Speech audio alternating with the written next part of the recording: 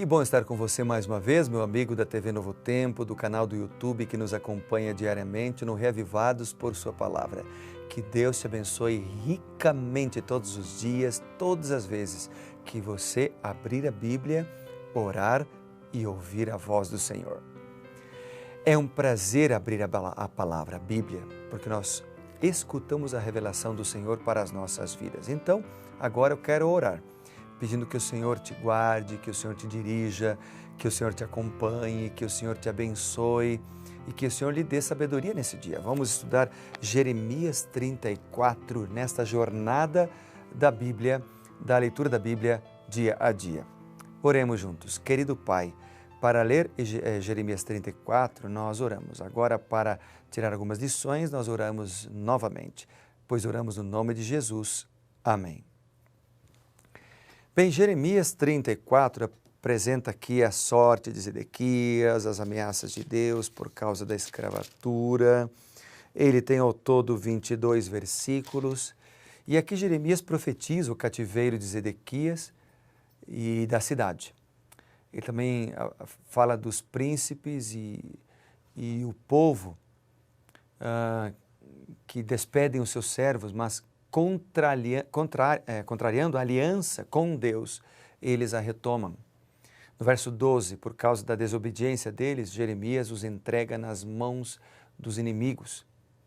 E esse capítulo ele começa relatando eventos que ocorreram no início do cerco final a Jerusalém, enquanto o profeta ainda estava em liberdade, porque a profecia ela foi enviada a Zedequias. Por exemplo, versos 2 e 3.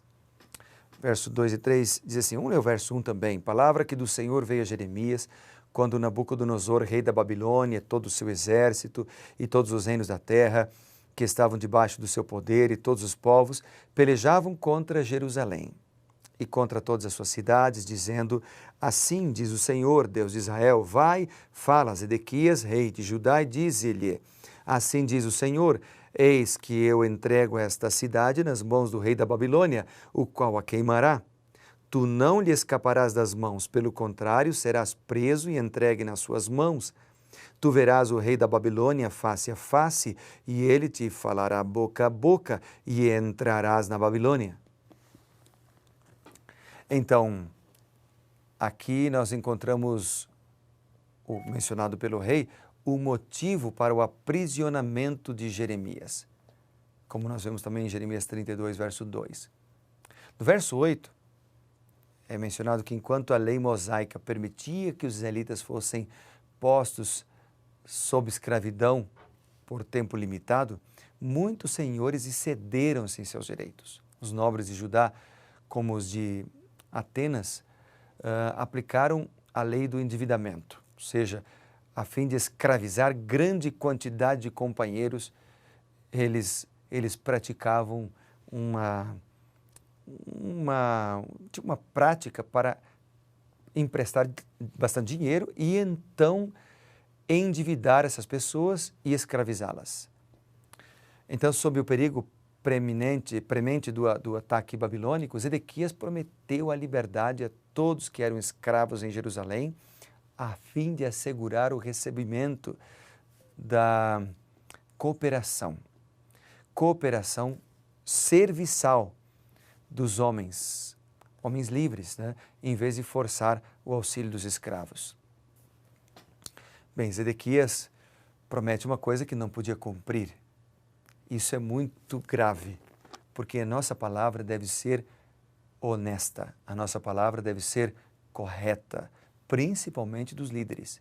Se um líder promete algo, ele precisa cumprir. Se um líder diz assim, eu farei isto, ele não pode fazer aquilo, porque a sua palavra influencia outras pessoas. Se um líder mente, ele está influenciando os seus liderados a mentirem. Se um líder faz aquilo que não é correto, por exemplo, não paga os impostos, ele está influenciando seus liderados a também serem infiéis nesse sentido de sonegar impostos. Então, um líder pode influenciar negativamente as ações e atitudes de seus liderados, e é por isso que um líder precisa colocar-se nas mãos de Deus todos os dias ainda mais.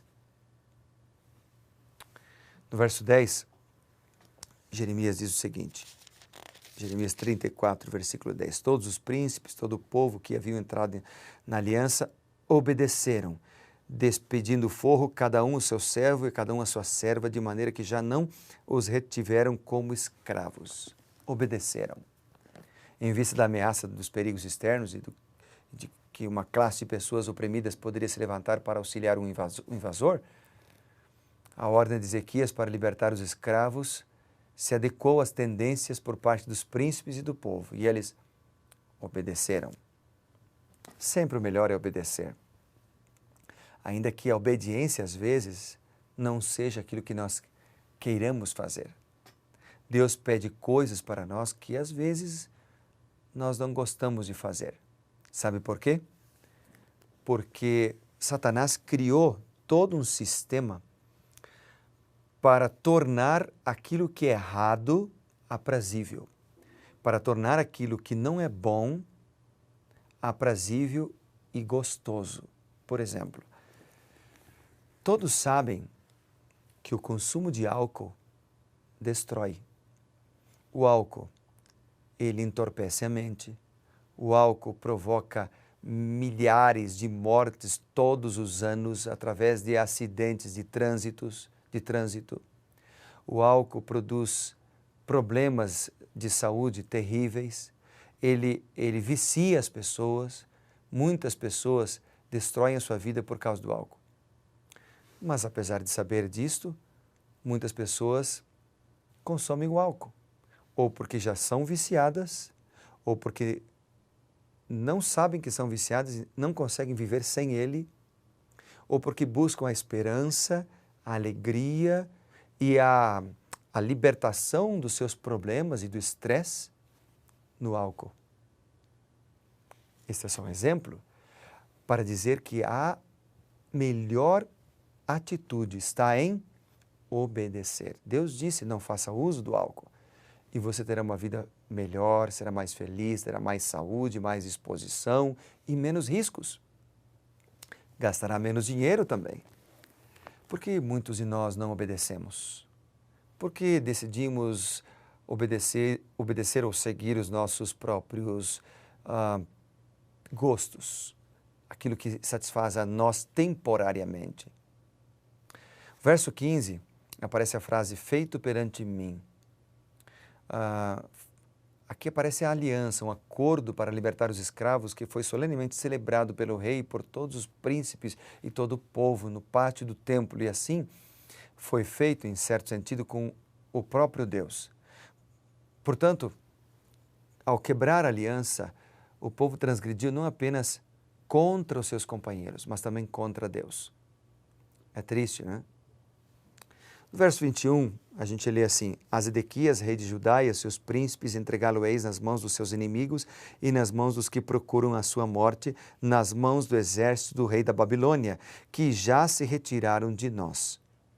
E o verso 22, eis que eu darei ordem, diz o Senhor, e os farei tornar a esta cidade, pelejarão contra ela, tomá-la-ão e a queimarão, e as cidades de Judá porém em assolação, de sorte que ninguém habite nelas. Então aqui o verso 21 começa dizendo a Zedequias, rei de Judá, seus príncipes.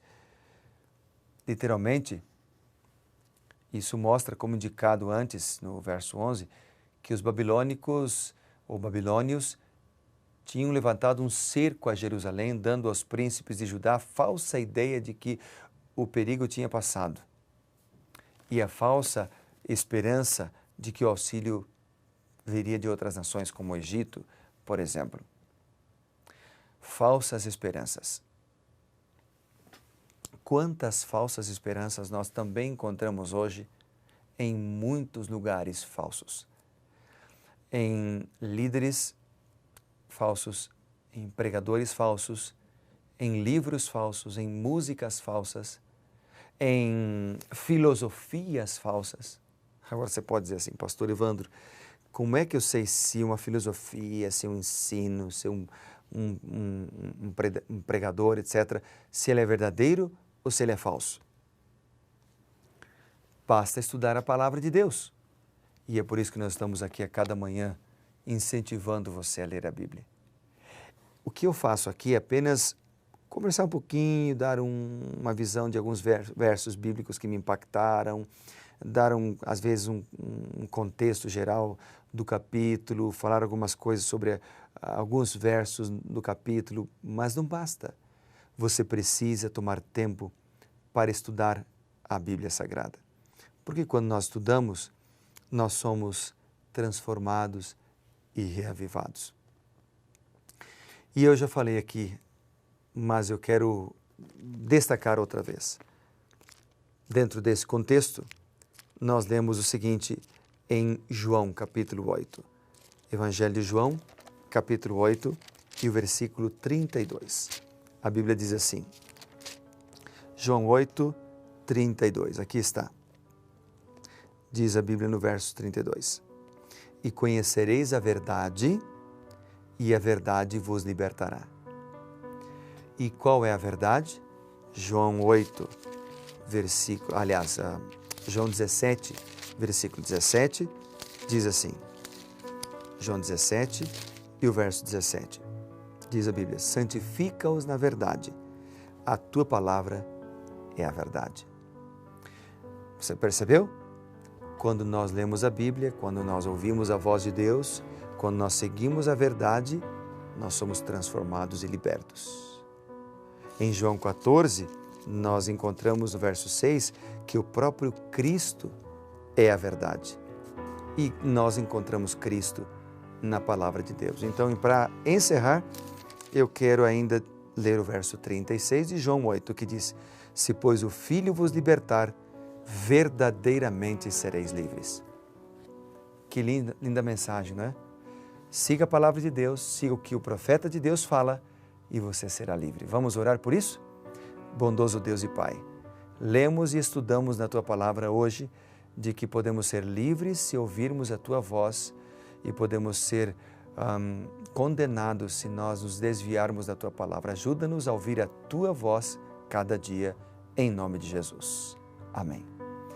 Que Deus te abençoe e seja reavivado por Sua palavra.